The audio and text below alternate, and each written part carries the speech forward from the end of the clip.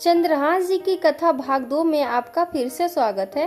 तो चलिए अब दूसरे भाग की ओर चलते हैं और जानते हैं चंद्रहास जी का क्या हुआ। मंत्री चंद्रपुर राज्य में पहुंच गया। वहां चंद्रहास जी का ऐसा प्रभाव था कि सब कृष्ण भजन करते और आनंद में मग्न रहते। दृष्ट बुद्धि ने उन्हें पहचाना और सोचा कि ये तो वही बालक है और विचार किया ये तो बहुत अनिष्ट हो गया।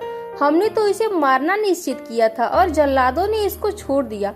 अब तो ये राजा का राजकुमार बन गया है। उन्होंने राजा से कहा, पहली बात तो इस बालक को युवराज पद पर बिठाने से पहले तुम्हें सम्राट को सूचना देनी चाहिए थी और दूसरी बात अभी तक तुमने कर नहीं दिया है। सम्राट चाहे तो एक क्षण में तुम्हारे राज्य को नष्ट कर दिया जाएगा। चंद्रपुर के राजा ने हाथ जोड़कर कहा, महाराज अब आप ही हमारी रक्षा कर सकते हैं। मंत्री के मन में था कि किसी भी तरह चंद्रहास जी को मरवाना पड़ेगा, क्योंकि ब्राह्मण ने बताया था कि वे ही उनकी पुत्री के वर होंगे। मंत्री ने कहा, यदि आप चंद्रहास जी को सम्राट के पास भेज देते हैं तो वो निश्चित ही प्रसन्न हो जाएंगे और आपके इस अपराध को क्षमा कर देंगे। राजा ने यह बात स्वीकार कर ली। मंत्री धृष्ट बुद्धि ने एक चिट्ठी लिखी और चंद्रहास जी को देते हुए कहा, इसे खोल के मत पढ़ना। वहां पहुंचते ही यह चिट्ठी मेरे पुत्र मदन को देना। वो सम्राट से मिलने, माफी मांगने आदि सब में तुम्हारी सहायता कर देगा, पर यह चिट्ठी तुम रास्ते में खोलकर मत देखना। चंद्रहास जी ने पत्र को अपनी पगड़ी में बांध लिया और कुंतलपुर के लिए चल पड़े। अब उनका किशोर अवस्था में प्रवेश हो चुका था। कुंतलपुर के बाहर ही एक बगीचा था। चंद्रहास जी ने अपना घोड़ा वृक्ष से पे बांध दिया और भगवत स्मरण करते हुए वहीं लेट गए। थोड़ी देर में उन्हें नींद आ गई। कुछ समय पश्चात दृष्ट बुद्धि की वही पुत्री, जिसका ज्योतिषाचार के अनुसार चंद्रहास जी से विवाह होना था, अपनी सहेलियों के साथ वहां आई। घोड़ा बंधा देखकर उन्हें ज्ञात हुआ कि कोई यात्री भूल से राजवाटिका में आ गया है। उनकी नजर सो रहे चंद्रहास जी पर पड़ी। देखते ही पूर्व विधान के अनुसार उसका चित्त लुट गया कि यह कौन इतना सुंदर नवकिशोर अवस्था का युवक है। उसे चंद्रहास जी के पगड़ी में चिट्ठी दिखाई दी तो उसने झुककर चुपचाप वह चिट्ठी उठा ली और चिट्ठी खोलकर पढ़ने लगी। उसमें संस्कृत में मंत्री के पुत्र मदन के लिए संदेश लिखा था कि हे मदन, उचित अनुचित का विचार छोड़कर आते ही इस युवक को विष प्रदान कर दो, यह मेरा प्रिय कार्य होगा। मंत्री के पुत्री को बड़ा दुख हुआ कि पहली ही दृष्टि में इन्हें सोता हुआ देखकर मेरे प्राण समर्पित हो गए, लेकिन पिताजी तो इतने सुंदर नवकिशोर को विष देने की बात लिख रहे हैं। उन्होंने काजल लिया और विष को विषया कर दिया। अब उस पत्र का अर्थ बदल गया। हे मदन, उचित अनुचित का विचार छोड़कर आते ही इसे विषया प्रदान कर दो, यह मेरा प्रिय कार्य होगा। उसने पत्र वही उनकी पगड़ी में वापस रख दिया और अपने घर जाकर उनकी प्रतीक्षा करने लगी। चंद्रहास जी उठे और मंत्री के घर पहुंचकर मदन से मिले।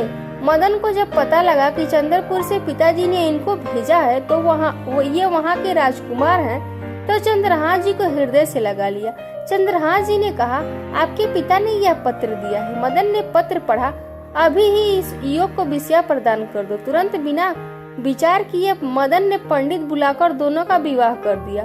अब मंत्री अपने घर आए और सब साज सजावट और विवाह का माहौल देखकर हैरान हो गए।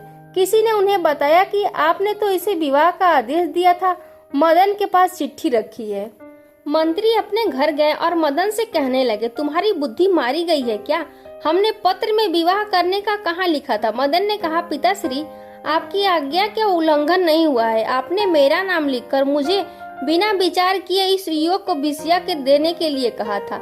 इसमें मेरी कोई त्रुटि नहीं है। मंत्री ने जब चंद्रहास जी को दूल्हे के रूप में देखा तो और क्रोध से भर गया। उसने विचार किया कि चाहे मेरी बेटी विधवा हो जाए, पर मैं इसे जिंदा नहीं रहने दूंगा। वह चंद्रहास जी के नजदीक गया और उन्हें कहा, तुम बहुत कृपा हुई कि आप हमारे दामाद बने।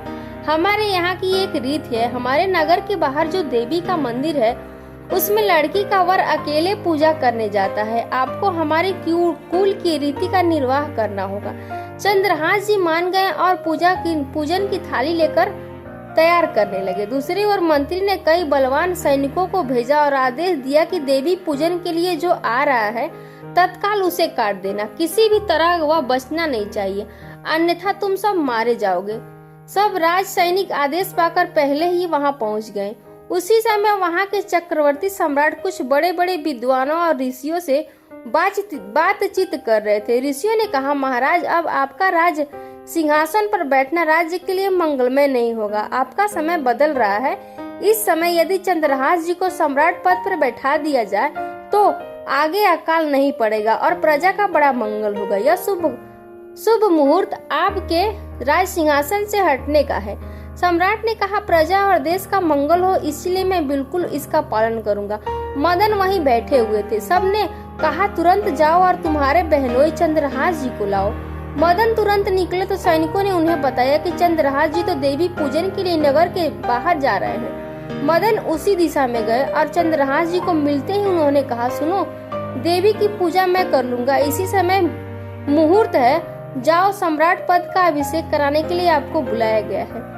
इतना कहकर मदन जी देवी पूजा के लिए और चंद्रहास जी सम्राट पद के लिए अलग अलग दिशा में चले गए।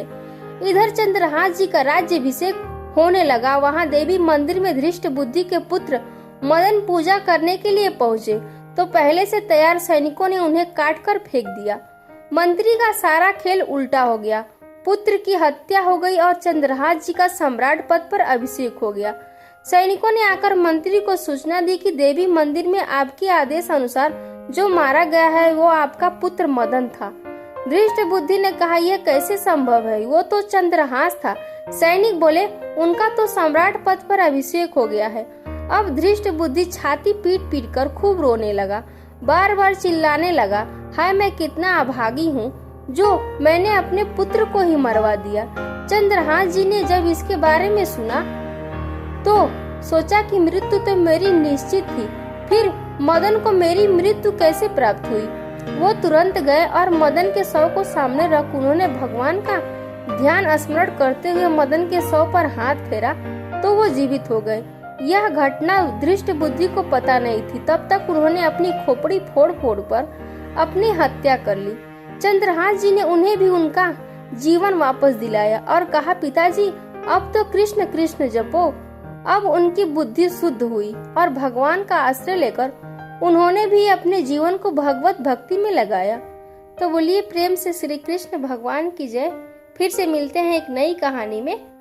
तब तक के लिए जय सीताराम।